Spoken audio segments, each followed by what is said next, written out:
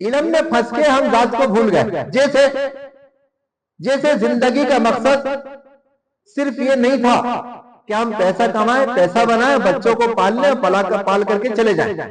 बिस्मिल्लाहिर्रहमानिर्रहीम नहमदुहु व नुसल्ली अला रसूलिहिल करीम अम्मा बाद। उसने कहा अलस्तु बिरब्बिकुम, क्या मैं तुम्हारा रब नहीं हूं? तो सारी रूहों ने ये जवाब दिया बेशक आप हमारे रब हैं, बेशक तू हमारा रब है। कालू बला। तो ये जो उसने इसके सिवा कुछ नहीं कहा, जो कुछ कहा होगा वो हमारे पास नहीं है, कुरान में नहीं है। जो डायरेक्ट फेस टू फेस रूह से बोला है, जो मुकालमा हुआ है रूह का अल्लाह से, वो मुकालमा यही है, क्या मैं तुम्हारा रब नहीं हूं? तो रूह ने कहा कि बेशक तू मेरा रब है, तू हमारा रब है, बेशक ऐसी बात है। तो ये जो मुकालमा हुआ है, ये जो मुकालमा हुआ है, ये मुकालमा जो है, ये जो बातचीत है, ये बातचीत बता रही है कि मकसद कुछ है भेजने का। वो मकसद हमें पता ही नहीं है मकसद क्या है, जबकि कुरान में भी है, हदीस में भी है, सारे धर्म की किताबों में भी है मकसद है कुछ। उसके बावजूद, इतना क्लियर मकसद होने के बावजूद दुनियादारी में फंस गए और दुनियादारी के इल्म के हुसूल में फंस गए, साइंस में फंस गए और उसी चीज में फंस गए जिससे दुनिया बने। असल मकसद से तो हट गए। अब असल मकसद को बार बार कौन याद दिलाएगा? वो कैसे याद रहेगा जब वो माहौल ही चेंज हो गया है? और अगले 50, 60 साल, 100 साल के बाद तो और अजीबोगरीब हालात पैदा हो जाएंगे जो आज नहीं थे। जो हालात आज हैं मकसद से हटने के, वो 500 साल पहले नहीं थे। 500 साल पहले लोग मकसद पे थे, उससे 500 साल पहले और ज्यादा मकसद पे थे। अल्लाह के रसूल सल्लल्लाहु अलैहि वसल्लम के जमाने में लोग मकसद से हट गए थे, तब आप सल्लल्लाहु अलैहि वसल्लम तशरीफ लाए और आपने वापस उनको मकसद पे लाके खड़ा किया। तो वो जो मकसद था वो खत्म हो गया, लेकिन इल्म बाकी रहा। इल्म तो बाकी रहा ना, नॉलेज तो बाकी रही ना। तो नॉलेज पे मेहनत की, उसको और अच्छे से फ्रेश किया, उसको और अच्छे से बनाया, और नॉलेज को अच्छे से डेवलप करने के बाद हमने उस नॉलेज से पैसा कमाया, उस नॉलेज से हमने डेवलपमेंट किया, उस नॉलेज से हमने अपनी जिंदगी को आसान बना लिया, गाड़ी बना ली, उस नॉलेज से हमने खाना बनाने का, खाना पैदा करने के रास्ते बना लिए। यानी हमने खूब डेवलप किया अपनी जिंदगी को उस नॉलेज से, लेकिन मकसद तो भूल गए। वो जो मकसद था वो मकसद रूहानी था, नूरानी था, नूर से रिलेटेड था, जात से मुताल्लिक था। तो वो इसमें खत्म हो गया क्योंकि रूहानियत खत्म हो गई, नूरानियत खत्म हो गई।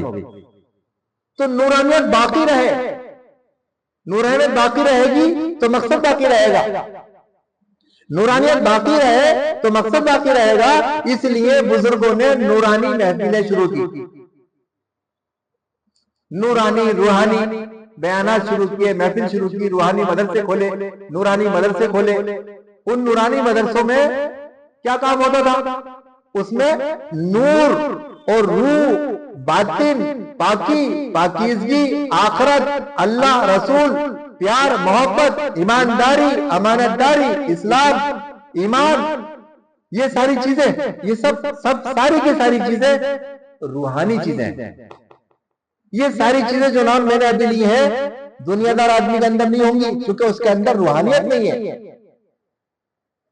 ये सारी चीजें उन लोगों के साथ कुफ्फार के पास नहीं होंगी क्योंकि उनके पास ईमान नहीं है, उनके पास दीन नहीं है, उनके पास इस्लाम नहीं है, उनके पास वो ये सारी चीजें उन लोगों के पास होंगी जिनके पास एक विजन है, जिनके पास एक मकसद है, जिनके पास ये मकसद है कि वो, उनको मालूम है कि वो किस लिए पैदा हुए हैं, किस लिए आए हैं, उनको ये मालूम है।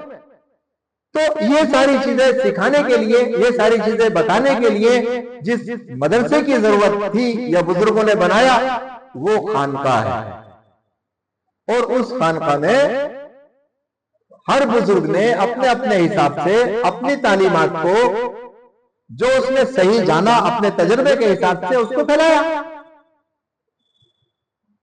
इसी से वजूद में आया सिलसिले कादरिया, इसी से वजूद में आया सिलसिले चिश्तिया, इसी से वजूद में आया सिलसिले नक्शबंदिया, इसी से वजूद में आया सिलसिले सोहरवर्दिया। फिर सिलसिले सोहरवर्दिया में बहुत सारी शाखें बनी, सिलसिले कादरिया में बहुत सारी शाखें बनी, सिलसिले चिश्तिया में बहुत सारी शाखें बनी, सिलसिले नक्शबंदिया में बहुत सारी शाखें बनी। सबका मकसद वो जो किस लिए आया है, इंसान कैसा होना चाहिए, इंसान को वैसा बनाना। सबका मकसद नूर की पहचान कराना, सबका मकसद रूह की पहचान कराना, सबका मकसद अल्लाह की जात से वाबस्ता कराना, सबका मकसद अल्लाह का कुर्ब हासिल कराना, सबका मकसद ईमानदारी पैदा करना, अमानतदारी पैदा करना, अक्ल हलाल, सिद्क़े मकाल। सबका मकसद अच्छी अच्छी चीजें, अच्छी अच्छी सोबतें, ईमानदारी, दीनदारी, ये सारी चीजें पैदा करना इंसान के अंदर। चूंकि इन सारी चीजों से इंसान है, नहीं तो इंसान नहीं है। इन सारी चीजों से इंसान है, नहीं तो इंसान नहीं है। सबका मकसद ये था।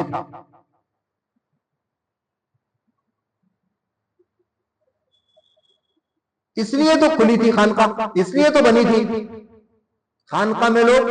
अच्छा, जो लोग जात से मिले हुए हो, अल्लाह की जात के करीब हो, अल्लाह की जात से जुड़े हुए हो, नूर उनके अंदर हो, उनके सीने में हो, उनके दिल में हो अल्लाह का नूर, तो वो बिल्कुल जब अल्लाह के दोस्त हो गए हैं, तो क्या अल्लाह की कुदरत से बाहर है दुनियावी काम होना? क्या अल्लाह की कुदरत से बाहर है पैसा ना आना? क्या अल्लाह की कुदरत से बाहर है दुनिया में कामयाब ना होना? कोई भी काम दुनिया का दुनिया में अल्लाह की कुदरत से बाहर है? नहीं है। वो सब अल्लाह की कुदरत में है। अल्लाह कादिर मुतलक है, वो दुनियावी उमूर को हल कर सकता है, करने वाला है, उसकी ताकत है। दुनियावी क्या, वो तो आप उखरवी उमूर का भी मालिक है। आखिरत और दुनिया दोनों का मालिक है मुल्क है, वो पूरी कायनात का मालिक है वो। तो जो उसका दोस्त हो गया है, जो उस अल्लाह का दोस्त हो गया है, तो वो सिफात जो अल्लाह की थी उस दोस्त के अंदर भी आने लगी और वो जाहिर होने लगी। जैसे अल्लाह की सिफत यह है कि छप्पर फाड़ के दे देता है, देने वाली जात अल्लाह की है। लेकिन अल्लाह का जो दोस्त है, जो अल्लाह का दोस्त हो गया है, माल किसका है? अल्लाह का। लेकिन अल्लाह का जो दोस्त है वो बोल रहा है अल्लाह इसको दे दे, तो वो दे दे रहा है। तो उस जमाने में जब लोग इतने पाक साफ हो गए थे खानकाही निजाम से, इतने पाक साफ थे वो, तो अगर वो उनसे ये बात जाहिर हो गई, उन बुजुर्गों से ये बात जाहिर हो गई कि मुर्दा जिंदा होने लगे, तो इसमें सवाल पैदा क्यों हो रहा है? अगर उन लोगों से ये बात जाहिर हो गई, क्योंकि वो अल्लाह के करीब हो गए थे कि उन्होंने जो बोल दिया अल्लाह ने वो कर दिया, मुस्तजाब दावत हो गए, तो इसमें हैरत क्यों हो रही है? अगर उनसे वो चीजें सरजद होने लगी कि वो जिधर जाने लगे वहां पे सोना बनने लगा, जिधर से गुजरने लगे, जिस कौम के लिए उन्होंने दुआ कर दी, जिस पब्लिक के लिए उन्होंने दुआ कर दी, उनके काम बनने लगे, हरियाली आने लगी, बरकत आने लगी, रहमत आने लगी उन बुजुर्गों की बातों से, उन बुजुर्गों के बोलने से, तो दुनिया संवरने लगी, दुनिया संवरने लगी। तो 90% लोग उस जमाने में भी दुनिया संवारने के लिए अल्लाह वालों के पास आते थे। आज 100% आते हैं दुनिया संवारने के लिए अल्लाह वालों के पास। और अल्लाह वाले बिल्कुल बेशक, मैं उन लोगों की बात कर रहा हूं जो वाकई अल्लाह वाले हैं। कौन अल्लाह वाला है, कौन अल्लाह वाला नहीं है, ये इशू नहीं है। हम अल्लाह वालों की बात कर रहे हैं। अल्लाह वाले बेशक अपनी दोस्ती निभा देते हैं अल्लाह से, वो दुनिया भी बना देते हैं और आखिरत भी बना देते हैं। तो दुनिया बनाने का जो तरीका था, जो रूल थे, वो उसके हिसाब से दुनिया भी बनाते हैं, और आखिरत बनाने के जो तरीके थे, जो रूल थे, जो तालीमात थी, वो उसके हिसाब से आखिरत बनाते हैं। तो खानका में आखिरत भी बनती है, और खानका में दुनिया भी बनती है। जब खानका में इस तरीके के लोग आएंगे जिनकी आखिरत भी बननी है और जिनकी दुनिया भी बननी है, तो खानका में बैठने वाला जो पीर साहब है उनको भी तो उस लियाकत, उस टैलेंट, उस सलाहियत का और उस मनसब पे कायम रहने का या उस सलाहियत की उनके अंदर वो चीज होगी तभी तो है। वो जो पीर है वो इस लायक है, तभी तो पीर बने, जो दुनिया भी संभाल सके और आखिरत भी संभाल सके। अब अगर वो इस लायक है और दुनिया में लोग आ रहे हैं, दुनिया के लोग आ रहे हैं दुनिया बनाने के लिए या आखिरत बनाने के लिए आ रहे हैं, तो उनकी आखिरत बन रही होगी, उनकी दुनिया बन रही होगी। तो खानकाही निजाम जो है इसकी तालीमात को अब यहां से हम इंशाअल्लाह सुम्मा इंशाअल्लाह शुरू करेंगे कि हमारी आखिरत कैसे बने, हम नूरानी कैसे बने, हम रूहानी कैसे बने। नूरानी रूहानी बनने के लिए किन किन तालीमात की जरूरत है, किन किन चीजों की जरूरत है, इसमें क्या चाहिए, इसमें कौन कौन सी चीजें चाहिए, कौन कौन से उसमें पॉइंट है, छोटे छोटे बता देता हूं। एक सबसे बड़ा पॉइंट जो कुरान ने बार बार कहा, सबसे बड़ा पॉइंट जो कुरान ने बार बार कहा वो है ईमान। कुरान ने बार बार कहा ईमान लाओ, ईमान लाओगे तो हो जाएगा, ईमान लाओगे तो दुनिया मिल जाएगी, ईमान लाओगे तो आखिरत मिल जाएगी। कुरान ने बार बार कहा ईमान लाओ। कुरान ने कुछ जगहों पर कहा सब्र करो, कुरान ने कुछ जगहों पर कहा मशवरा करो, कुरान ने कुछ जगहों पर कहा अल्लाह वालों से मिलो।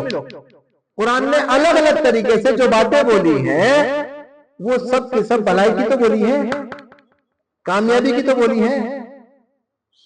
तो उसके ऊपर आहिस्ता आहिस्ता से इंशाअल्लाह हम अपनी बात को बढ़ाएंगे और तालीमात को शुरू करेंगे।